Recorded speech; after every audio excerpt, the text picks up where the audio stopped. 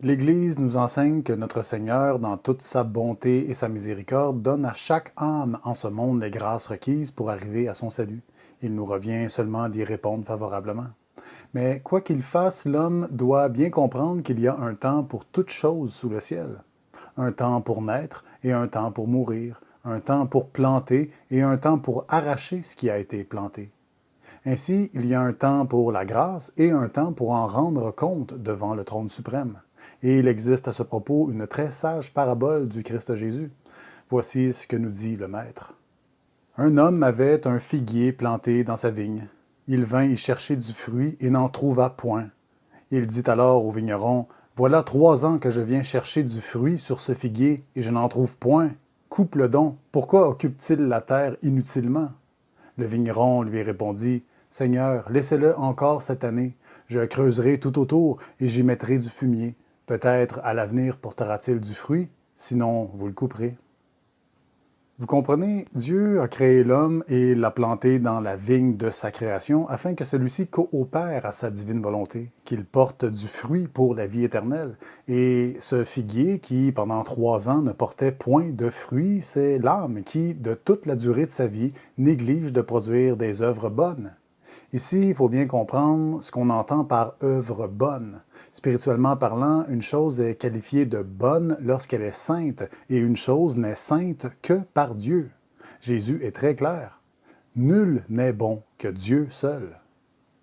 Parce qu'ici-bas, l'homme en produit des œuvres, quantité d'œuvres qui paraissent toutes justes, charitables et nobles à la face du monde, mais quand bien même elles se couvriraient des plus vertueuses apparences, elles demeureront mauvaises, souillées et noircies par la tâche originelle, peine de la première désobéissance. C'est pourquoi les œuvres doivent obligatoirement s'accomplir en Jésus-Christ, à être purifiées dans son précieux sang.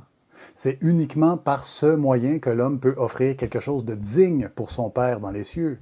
Jésus avise bien « Demeurez en moi, comme moi en vous », de même que le sarment ne peut de lui-même porter du fruit s'il ne demeure pas sur la vigne, ainsi vous non plus si vous ne demeurez pas en moi.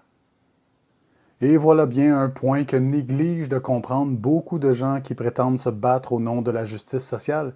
Il y en a des alerteurs, des influenceurs qui dénoncent des iniquités, qui cherchent à mobiliser des gens, mais s'ils ne mettent Dieu et l'Église à la première place dans leur vie, dans chacune de leurs actions, ils ne sont que de pauvres incapables, de tristes sarments isolés, coupés de la sève vitale du Christ. En conséquence de quoi, ces individus, de même que ceux qui les suivent, aussi bien intentionnés soient-ils, ne peuvent rien produire de bon. Malgré leurs protestations, leurs plaintes, ils ne représentent aucune menace réelle pour les lucifériens à la tête de ce monde. Ils resteront lamentablement stériles et vains, ou, au mieux, considérés comme des idiots utiles par les élites impies qui ont toujours besoin d'une bonne opposition contrôlée pour justifier la mise en place de leurs sombres desseins. Puisse-t-il par la grâce le réaliser au plus vite. Mais peu importe, tout le monde doit impérativement comprendre que s'il ne revient pleinement à Dieu durant le temps imparti, il en subira les conséquences au temps de la justice. Si quelqu'un ne demeure pas en moi, il est jeté dehors comme le sarment et il se dessèche, on les ramasse et on les jette au feu et ils brûlent. Dieu est patient, très patient même, et cette patience est un produit de son amour. Comme dans la parabole, il vient une première année pour voir s'il peut trouver des fruits de sainteté dans l'âme, ceux de son propre Fils. S'il n'en trouve point, il attend encore et revient l'année suivante, puis encore la prochaine. Vous voyez, malgré notre stérilité spirituelle, Dieu nous accorde du temps pour se convertir, et tandis que l'on jouit de ses grâces naturelles sans même en avoir conscience, sans la moindre reconnaissance, il nous appelle à certains moments clés de notre vie. Cependant, tôt ou tard, on doit répondre car la patience divine comporte tout de même des limites en ce monde. Il n'est pas toléré indéfiniment qu'un être se montre inutile, qu'il n'accomplisse pas le rôle qui lui est attribué. Cherchez le Seigneur pendant qu'il se laisse trouver. Invoquez-le tandis qu'il est proche. Que le méchant abandonne sa voie et l'homme d'iniquité ses pensées, qu'il retourne vers le Seigneur qui aura pitié de lui, vers notre Dieu qui est riche en pardon. Et considérez encore la longanimité de Dieu, malgré la dureté du cœur de l'homme, son indocilité persistante, sa manifeste indignité, avant que le bras du Père éternel n'abatte définitivement son jugement sur une âme bonne à rien, qui occupe la terre inutilement, le saint vigneron, notre Seigneur Jésus-Christ, intercède auprès du propriétaire de la vigne pour dire « Seigneur, laissez cette âme encore une année, je creuserai tout autour et j'y mettrai du fumier. » Peut-être à l'avenir portera-t-il du fruit, sinon, eh bien, vous le couperez. Saint Augustin, dans son sermon sur l'Évangile de Luc, nous enseigne que le fumier déposé tout autour du figuier de l'âme stérile représente les humiliations et les épreuves qui peuvent conduire à la conversion. Effectivement, on revient souvent sur ce thème. Les souffrances sont susceptibles de provoquer d'importantes remises en question, d'amener des prises de conscience salutaires. Certes, le fumier ne sent pas très bon, mais il n'y a rien de meilleur pour la fertilité du sol. Voilà jusqu'où s'étend la miséricorde du Seigneur. Bien que l'homme fuit, la grâce le poursuit, du moins jusqu'à un certain point de non-retour. Je suis la vigne véritable et mon Père est le vigneron. Tout sarment en moi qui ne porte pas de fruit, le Père l'enlève. Et tout sarment qui porte du fruit, il l'émonde pour qu'il porte encore plus de fruits.